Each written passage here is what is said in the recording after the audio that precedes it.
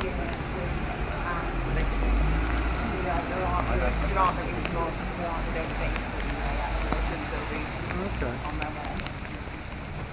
He says the only entrance, are you sure?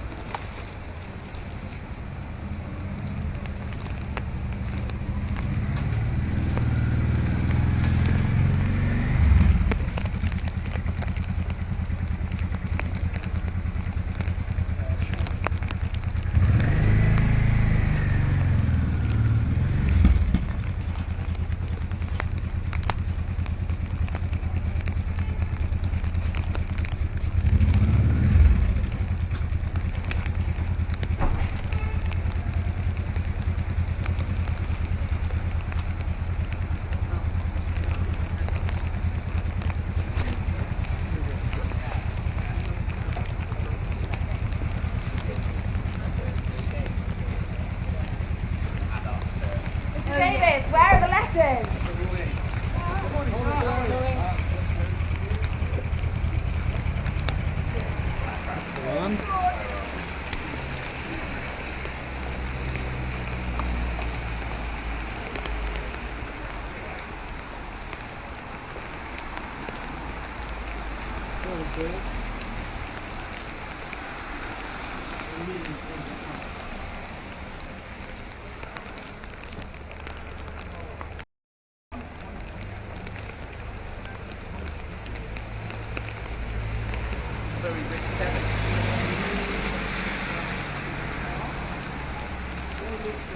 I remember for some reason I got picked up in an executive car When we and dropped off at a job outside a call, and obviously they all thought I was someone important.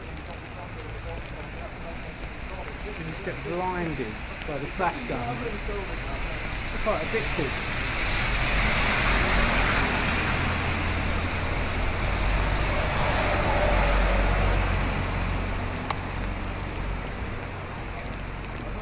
some horror stories of you.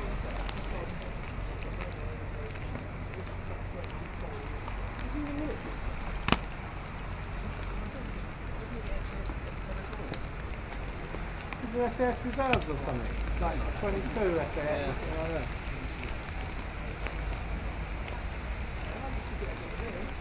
Reason.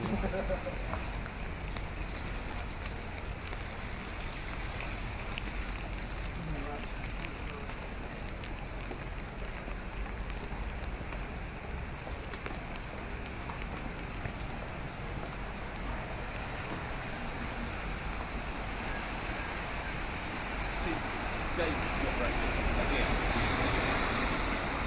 He's just he left his car somewhere to broken in, but he left road gear in a box in the boot, but unlocked. Yeah. Completely blowing.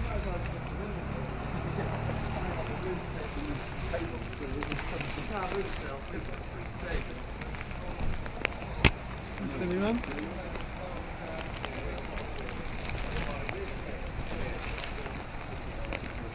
Where are the letters? We're going to reach the 48. Who's that? There he is. There he is. Comes the monster. Is it? Supposed to be monster guy. Are you two umbrella off? Come back and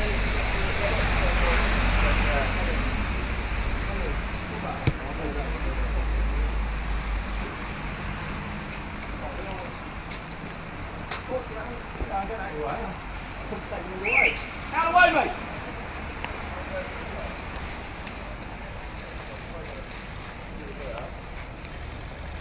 Where are the letters, Mr. Rees-Mogg? Good morning, good morning. Good morning, everybody. I'm Scott, take the other source. When are we going to see the 48 letters? That's the register. Thank you very much. All right, hold on.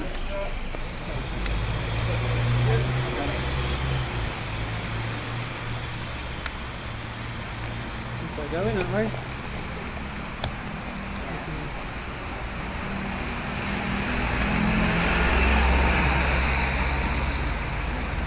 That wasn't too bad. That was a nice long shot, and then we took that with it. Alright, can you just put away the live now?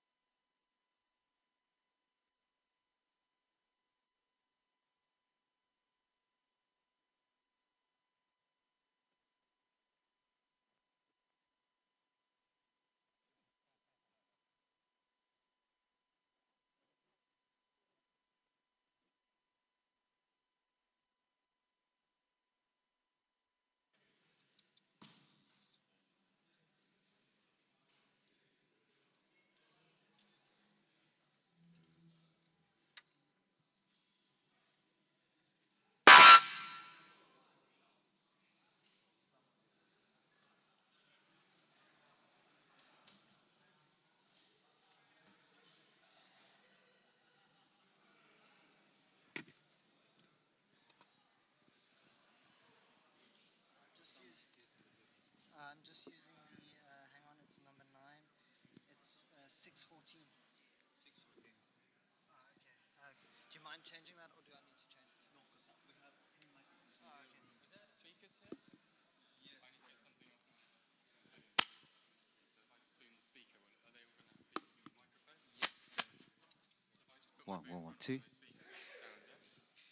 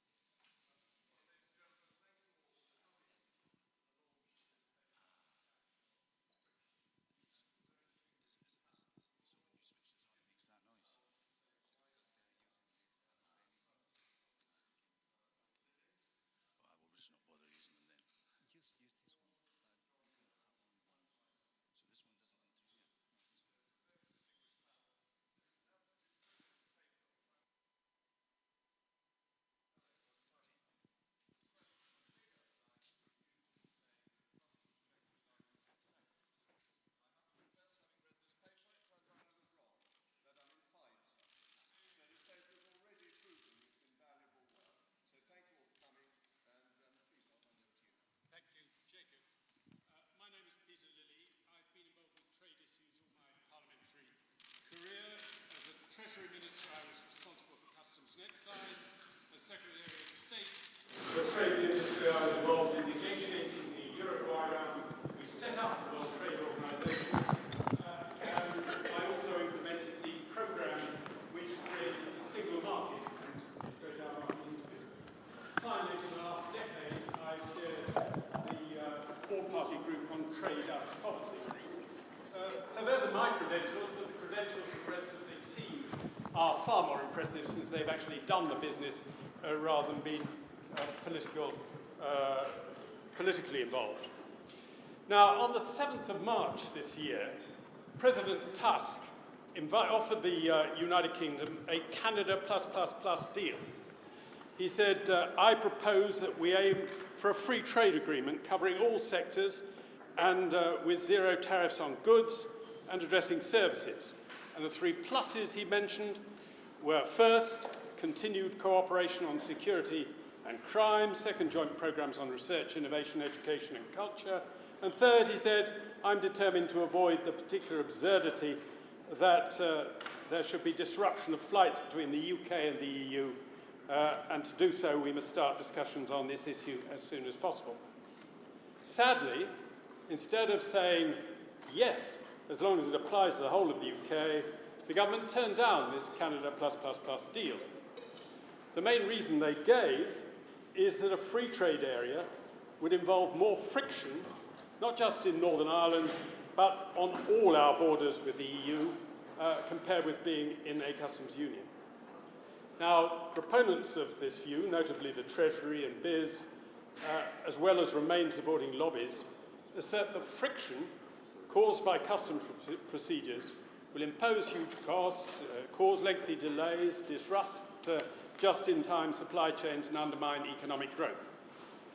These assertions haven't received the sort of critical challenge which one might expect from our commentariat. After all, these fears are inevitably theoretical. They're about what might happen if we were in a free trade area with the EU rather than a customs union. No one seems to have asked what actually happens in practice in countries which are in just such a position. If friction within free trade areas is so awful, why aren't members of EFTA, the EEA, NAFTA, and the Asian free trade areas lobbying to convert their free trade agreements into customs unions? They don't seem to be doing so. They don't seem to find it as painful as the CBI suggests it will be. And they seem to value the free trade agreements with other countries, which they would not have been able to negotiate had they been in a customs union. And why is it that comprehensive economic studies of different forms of trade agreement find no evidence that customs areas outperform free trade areas? On the contrary, they show that NAFTA, for example, has been much more trade-creating than EU, even though NAFTA is a free trade area and EU is a customs union with quite a lot of pluses. As we show in this paper, many of the problems ascribed to leaving the EU's customs area are imaginary. Customs union are imaginary. And most of the rest are exaggerated. Many are based on simple misunderstandings of how international trade works. For example, references to customs paperwork having to be checked at the border after Brexit conjure up visions of lorry drivers filling in forms which are then laboriously checked against the goods in the back of their vehicle, causing delays and queues. In fact, virtually all customs declarations are made electronically ahead of arrival at port. Most consignments are cleared within seconds of arrival. A tiny percentage are physically checked as a result of risk assessment by HMRC computers or intelligence information. And such checks may be carried out away from the borders at importers' premises or warehouses. Moreover, most checks relate to dutiable goods, illegal drugs or illegal immigrants, and are made on the basis of risk or intelligence information. And Her Majesty's Customs and Revenue do not expect any of these risks to increase or new risks to emerge as a result of Brexit. So they will not require more checks than at present. And the same is true of checks on food, plants and animals coming into this country. In any case, HMRC say, and I quote, they will prioritise flow over compliance to prevent congestion. Much has been made of the importance of just-in-time supply chains, and rightly so. I was, I think, the first industry secretary to try to promote these and other Japanese management methods in the UK in the 1990s. But we should always look at the facts. Just-in-time supply chains are not limited to the EU. They operate across customs borders. Between a quarter and a fifth of motor components imported into the UK come from outside the EU. Delays in them would have the same impact on production lines as delays in those coming from the EU. Moreover, these supply chains seem to be more resilient than often presented. We're warned that outside the customs union, especially as if we leave without a negotiated agreement, there would likely be congestion at Calais, backing up across the Channel and up the M20, stopping or slowing incoming vehicles, so that just-in-time car plants will grind to a halt. We certainly don't want to see such congestion. But what happens when congestion does occur? Remember, it occurs at present, when French fishermen blockade the port of Calais, when demonstrators surround the Channel entrance, when immigrants burst through the barriers, when trains break down, when snow gums up the access roads, etc. Operation Stack has been activated on 211 days since 1998, and in the summer of 2015, it was in operation for 23 near consecutive days, with delays up to 35 hours. Yet I can find no report of just-in-time factories interrupting production. They do appear to be resilient, and all credit to them. Of course, there are costs as well as benefits of being in a free trade agreement instead of a customs union. Companies would have to make customs declarations and declare the origin of goods, but the cost of these appear to be wildly exaggerated, just as benefits of being able to negotiate our own trade deals are systematically understated. Switzerland calculates that the cost of these border processes, let's say, and remember their firms have to make customs declarations and declare the origin of their goods when they're trading with the EU, adds less than 0.1% to the cost of trade. That's a fraction of the number theoretically estimated by HMRC. The suggestion by the CBI and IOD that rules of origin add several percent to the cost of trade are particularly inflated. They seem to be unaware of a study by the WTO itself suggesting that except on isolated consignments, the costs, and I quote, of conforming to rules of origin are negligible. They seem unaware, and that is before taking account of the new REX self-assessment system introduced by the EU. I hope this report will make government and business look again at the facts and reassess their exaggerated concerns about friction within free trade areas or on WTO terms. Then we can get on and enjoy the benefits of a Brexit, which means Brexit. Now I hand over to the rest of the team, or rather to Jacob, to marshal the rest of the team to hear from practitioners. Thank you.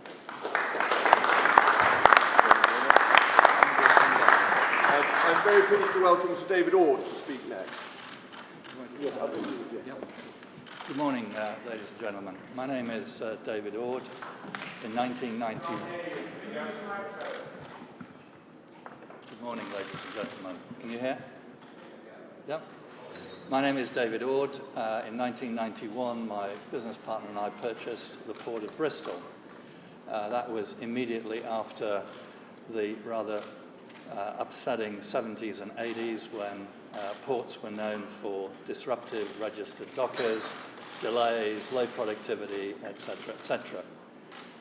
Since 1989, when the dot labour scheme was abolished, the port sector has invested huge sums in productivity gains. And I think it's fair to say at the moment that the UK port sector is as good as any port in Europe. That may sound strange, and we don't often get the spotlight shone upon us, but the fantastic growth in international trade over the last 20 years would not have been possible without that investment. In terms of our own little operation, we handle about 10 million tons of various commodities, 2/3 with the rest of the world, 1/3 with EU countries. customs procedures are smooth, they do not cause delays, and inspections are rare. It is all IT driven. There are no quill pens anymore.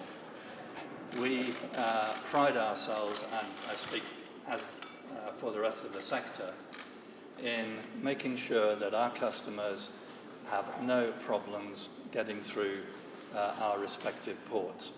And I think it is fair to say that throughout the UK, where we deal both with EU origin and rest of the world, it is a pretty seamless activity. Obviously, there are concerns if we leave the EU, leave the single market and the customs union, and suddenly EU countries are in the rest of the world category as of now. We have a new customs procedure being introduced to replace CHIEF, which is an acronym which I can't remember, and the CDS system will come into operation in March 2019. This is being commissioned at the moment, and HMRC are confident that it will work should we leave and we have to process all current EU documentation as if it was the rest of the world. The capacity is there.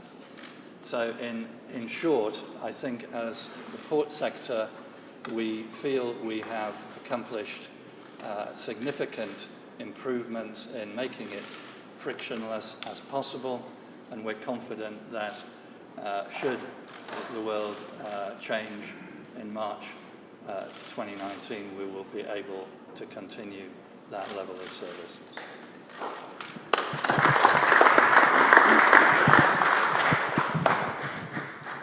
Thank you very much indeed, David. And now it's a great pleasure to introduce again Hans Mason. Thank you. Thank you. Can I use the microphone? My name is Hans Maas, and I'm a customs specialist from the Netherlands. What surprised me, looking at the discussion about Brexit, is all the things that were not mentioned. There is an opportunity to use the existing customs system within the EU and within the UK to make transparent borders across the North Sea and across the Irish Sea and north-south on the island of Ireland. There is the transit system that can provide declarations to be made inland at the premises of the exporter and inland on the premises of the importer. You don't need any stops at the border. This system is available for 20 years and it's not been discussed, which is unusual. There's also a tracer system which works very fine to follow agricultural goods, veterinary goods and phytosanitary goods. It defines very clear where traders have to, where goods are traded from one certified trader to another, all through Europe. That can be used by the UK after Brexit as well. And I already mentioned the REX system. It's a very simple system that is being introduced globally, also as in the UK, to state in a very simple way on your invoice the origin of the goods. And by the way, the UK is the country, the member state, with the most registration so far within the European Union. I would like to mention one thing in the withdrawal agreement. If you look at Annex 3 of the Irish Protocol, you'll see that the government is proposing to reintroduce wet stamps. So there will be a form called a UK movement certificate with a wet stamp that will have to be used by IMAN exporters to prove that goods are of EU or UK origin or have been imported. I have not seen a wet stamp since 1992. Thank you very much.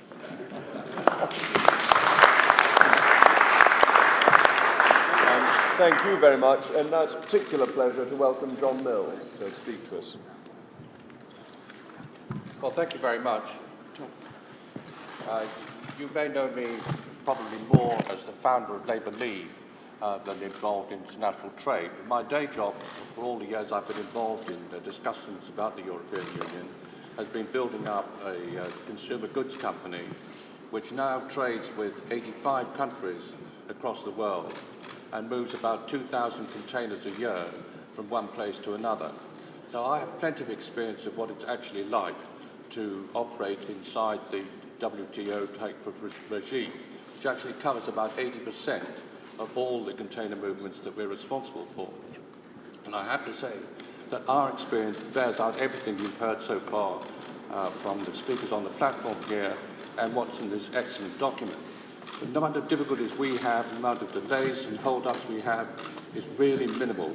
The retail world in which I operate is not an easy one, but one of the problems we really don't have is not being able to get hold of the goods when we need them and to be able to rely on customs clearance taking place pretty quickly so that we don't get held up. We are, in fact, in one sort of industry where just-in-time is just as important as it is in the car industry. If we're running big promotions and can't get the stock, we're in trouble, but we don't have those difficulties. And this is why I think this paper is so important. Because I think this country is being scared into assuming that if we have a no deal, if the withdrawal agreement doesn't go through, that we're in for a sort of Armageddon of difficulties. And I think that one of the major difficulties that most people are scared about is that trade between the UK and Europe will be severely disrupted. And all I can say is that my experience suggests that that will not be the case. And it does seem to me that if we're making difficult decisions in this country, to do so on the basis of false information is exactly the wrong way to go about it.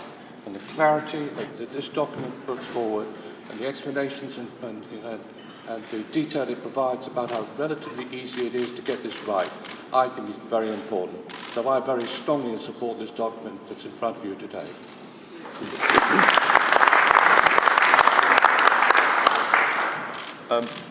Thank you, and now thank you, Simon Boyd.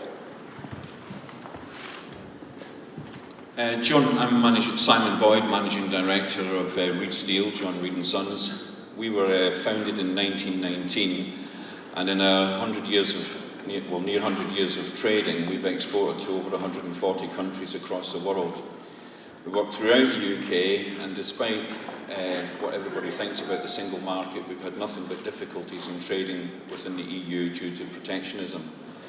The customs union has been very bad for us, along with the single market. These have held businesses like us back, and we face significant tariff barriers to getting our goods into India, the Far East, some South American places, and areas of the Middle East. And we work in some very difficult places in the world.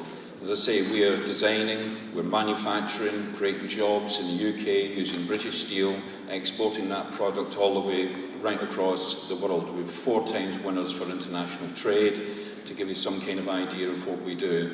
And we're a medium-sized business, and we are really concerned that we are not going to get the clean Brexit that businesses like us need. And not all businesses in the CBI are singing from the same hymn sheet. I'm in the CBI, I sit in the Manufacturing Council, and I can't get out of the European Union quick enough or cleanly enough. And I'm really worried at what's going on in government today with Prime Minister's plan, which would be a complete betrayal for what we have all worked for and fought for many, many years. Thank you very much. Thank you, Simon, and I hope you all noted that he is on the Manufacturing Council of the CBI, so not everybody on the CBI wants us to sell out of Brussels. Now, real pleasure to have the right on David Davis to speak to us, who I think you all know. Thank you, Jacob. A week ago I described myself as the former Brexit Secretary. Now I suppose I'm the former Brexit Secretary. I feel slightly intimidated by the qualifications of everybody else on this panel. Mine are much more mundane. I mean, many years ago, before I was a Member of Parliament, I did operate businesses across borders, some of them much more difficult than the EU border, across the Canada-USA border, for example. And as a result, when I listened to the sorts of critiques that we are having about our future border arrangements, I just thought they were out of the realm of what I consider to be anything like practical or sensible. So I'm really pleased to be here today to support this paper, which has Peter Lilly's characteristic clarity, simplicity and focus in its addressing of the problem. Now, the premise behind it all, I guess, is that a free trade agreement is much, much more important than a customs union. Maybe the best demonstrator of this sort of was at the back of Peter's mind when he talked about being our minister that dealt with the Uruguay round. Since the Uruguay round came into effect, we have actually been less successful at exporting the European Union than many members of many countries that are not members of the European Union, and not just small ones like America as well, who have had a much more successful record. And so for them, the customs barrier around the European Union, the common external tariff barrier, was not a problem. And this is also true, I think, just looking through the document at what, on page 12, I think it is, that the costs and problems of crossing a customs barrier are not even significant in the just-in-time sphere, because you see there the large amount of the just-in-time provision for our industries comes from outside the European Union now, let alone before. So we've seen massive overestimation, massive exaggeration of the problems of dealing with a modern customs system. And I stress modern customs system. I mean, customs systems in the last 20, 30 years have got faster and faster, more and more efficient, cheaper and cheaper. Hardly surprising. Your mobile phone today works much better than it did 20 years ago, and so does your customs system. And this is an answer not just to the technical economic problems, but to the political problems. The answer to the Northern Ireland issue, which you heard the ERG talk about a few weeks ago, is similarly straightforward as you're seeing in here with respect to other customs issues. So this paper goes right to the heart of two of the largest problems that the government imagines it sees in the deal with the European Union. It will deal with Northern Ireland, and it will deal with the primary friction, if there is a friction, in our trade. And what it shows very, very clearly is there are practical answers to the issues of leaving the European Union, which do not require us to give up our sovereignty, do not require us to give up our freedom, do not require us to stay inside the customs union forever, but actually allow us to be a free country once more. Thank you.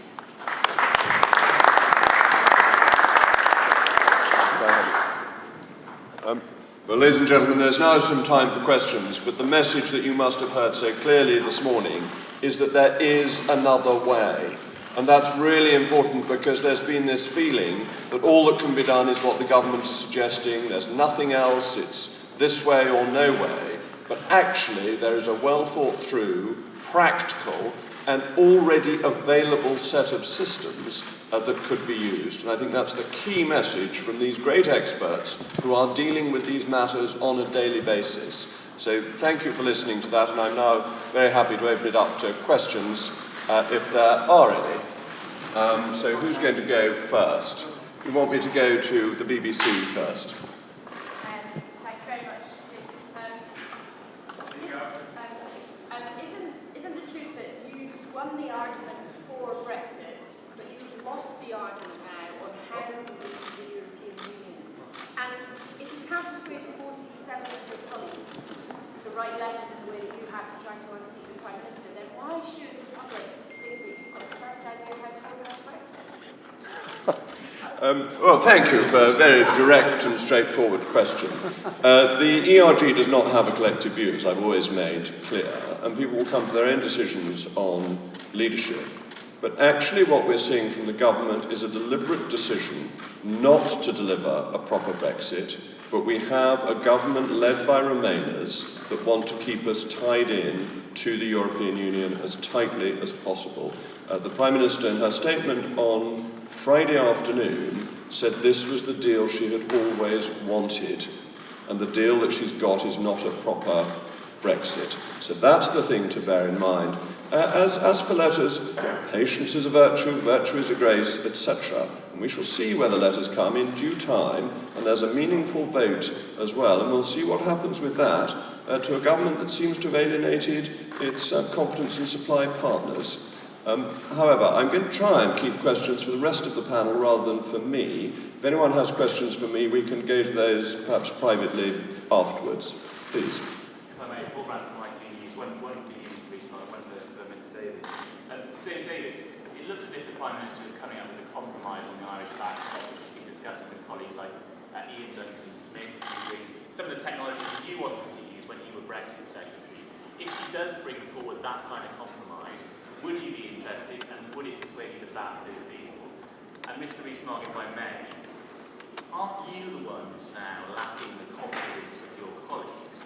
The longer you go without 48 letters, the less credibility your coup has. Right, yeah, that's good. Well, firstly, I hope you're right about, shall I stand? I hope you're right about the compromise on the Northern Ireland border, because that is a material movement forward, and so I hope that's what happens. But it isn't by itself enough. There's also the question of regulatory compliance as well, and that is very important to our future businesses. We are likely to be in the lead in things like artificial intelligence, genetics, and so on. We cannot be a world leader in those industries if somebody else writes the regulations for us. Similarly, it is not just the Northern Ireland border issue that determines when we get out of the customs union. It is also the question of the customs arrangements, the so-called future customs arrangements that the government proposed. Many people think, and Hans may want to talk about this, many people think this is either impossible or will take 5 or 10 years to put in place. That is also unacceptable. So it's great news if you're right that the Prime Minister is willing to move on the Northern Ireland issue, as I'd hoped she'd done some time ago, but I also want to see a move on other fundamental ones too. Well, indeed, as I mentioned, these existing systems can be used they're ready to be used. I gave witness to the House of Commons, and I said there that within the transition period, so end of 2020, we can have all these customs formalities up and running. That's no problem, but we should start today. Thank you. One of your colleagues, sitting also in the front row, knows that coup is entirely the wrong word. Indeed, it's a rather silly word, because what I have done and what others have done is use the democratic process within the Conservative Party to say we have no confidence in the leader of the Conservative Party. This is not an illegitimate process, it's one set out in the rules. And this type of language, this over-egged language, is rather damaging to political debate because it tries to see things in terms that are not realistic and not true. It is just like a general election in a way. That is a legitimate means of changing leader. And using legitimate means is completely proper. And people will then make their decision. Do 47 want to come with me or not? Now, I may find that they don't. Or that they don't do it today, but they do it when we get the meaningful vote. That is a decision for them. In politics, you have to set out your stall. You have to say what you believe in. And you then see whether people agree with you or not. Fortunately, in a democracy, it is not given to insist that people follow you, and that is one of the great virtues of our system. I'd better come to the other coup-monger sitting in the front row. David Davis about this report, but before I do, Jacob Rees-Mogg, if I could just ask you, as you say, you were modestly last week saying that you were staging a coup against Theresa May, certainly not succeeding. Doesn't have more of a sort of a daft about it? I've always admired Captain Mannering.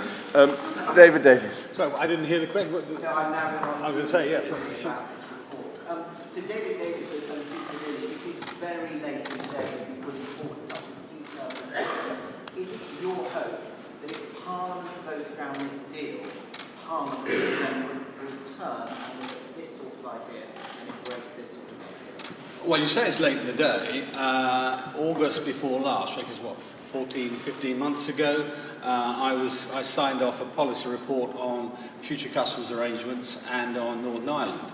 And actually they covered many of the issues that this report leads to. What this report does is knock down the arguments against what was called MaxFact, the accelerated customs arrangements, and knocks down the arguments against having a practical and sensible arrangement in Northern Ireland. So it's not that late in the day. Yes, I do hope that once Parliament turns down the current proposal, we return to these sensible proposals.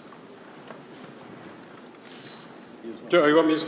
Yes, I would hope that if Parliament turns down what the government is proposing, then they will go back to the EU and say, can we take up the offer you made on the 7th of March and negotiate on that basis, as long as it covers the whole United Kingdom. They will either say yes or no. If yes, good. It can be done very briefly. Free trade deals normally take a long time because countries start with 10,000 different tariffs and 10,000 different regulations, and they have to equate them. We start with, have to get rid of 10,000 tariffs and get them down to zero. We start with zero tariffs, we want to end up with zero tariffs. That can't take more than 10 minutes.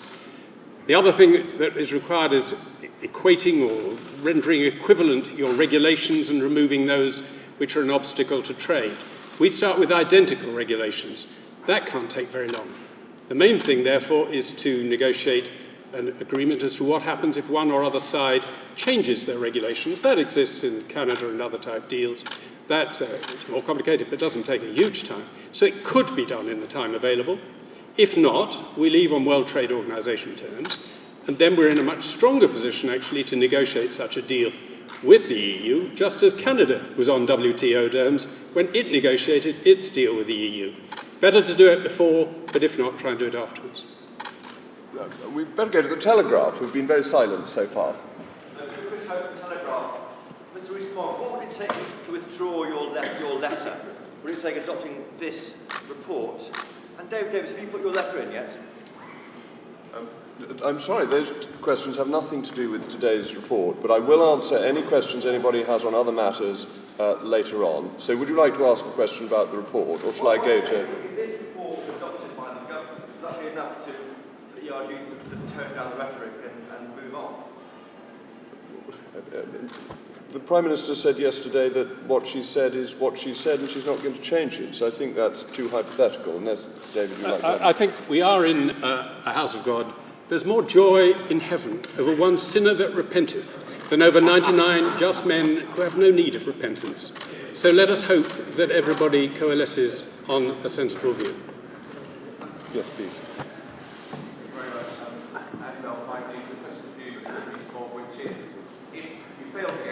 The number of exits, and it looks as if you have. Is the plan now to come back at the time of the meaningful vote? If you do, won't that be too late?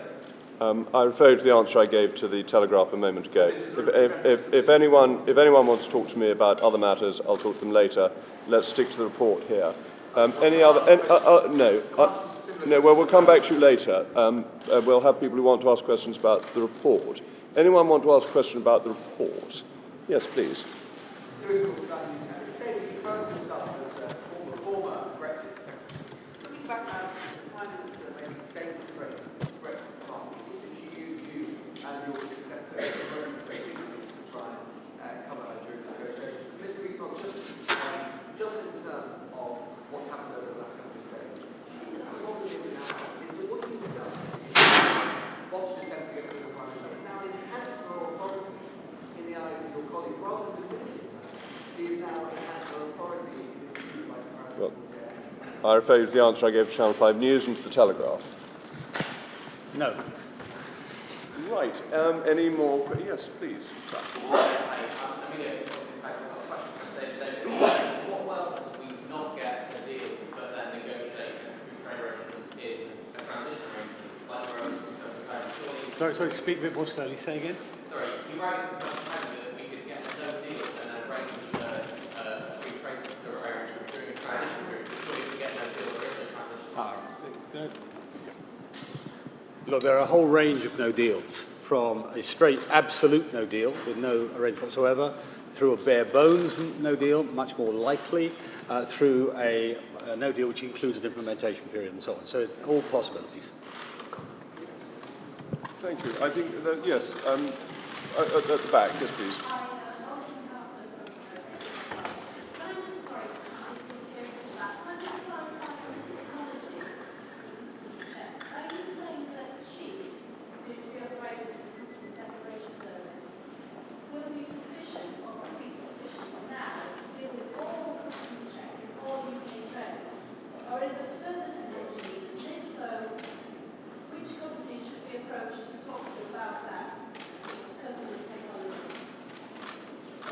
Chief is going to be replaced by whatever it is, CDS. And hopefully that's all on time, and that will have the capacity to handle all the extra declarations that will need to be made when EU trade becomes third-party trade. I wasn't quite sure what the final sentence of your sentence... Oh, well, no, that's fine. It's not that we need new technology. We need to take advantage of the opportunities that exist in existing union customs code for us trading with them, and our own customs code, which we're obviously free to alter, for others trading with us. I referred to a statement that was made at the recent conference of CLECAT, which is an organisation that comprises 19,000 firms across Europe dealing with logistics, customs and so on, and they handle 80% of customs transactions. And the chairman there said all the ingredients to ensure a smooth exit process of the UK from the EU, and which allow almost frictionless trade after the exit, are already available. So we have to make use of them.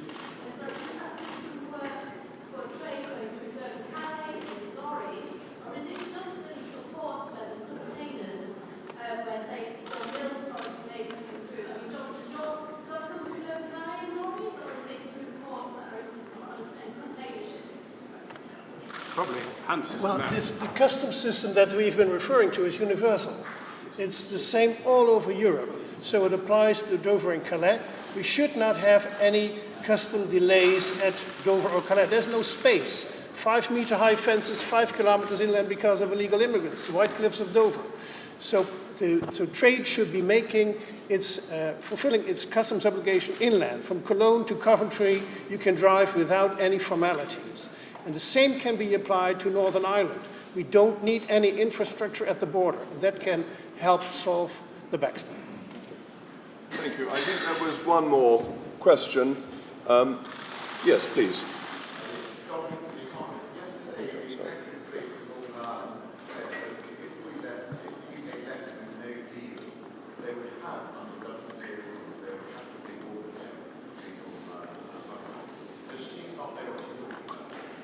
Well, she is not alone in having said that. The Chancellor said it and Mr. Varadkar said it. I've repeatedly asked the Chancellor and his officials for the point in the WTO or World Customs Organization rules that require that. They keep promising to give it to me and they never do. So I assume that they are over-interpreting the organization's rules. The rules certainly mean that you can't discriminate between different countries or different suppliers. But you can have different procedures at different ports. Some ports are open 24 hours a day, others not, and that sort of thing. And so you might have different procedures on the Irish border from what you have on the Dover-Calais approach. So I'm afraid you will have to ask her, what's the text she's referring to? And thank you. This really is the last question. Yes, please.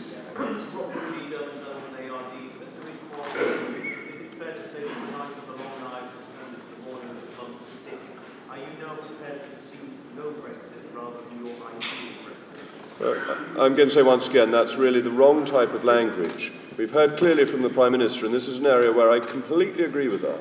Let us use moderate language about these serious political matters. Knights of the Long Knives conjures up all sorts of unpleasant images, and particularly, dare I say, coming from German television, is entirely unsuitable for modern political discourse.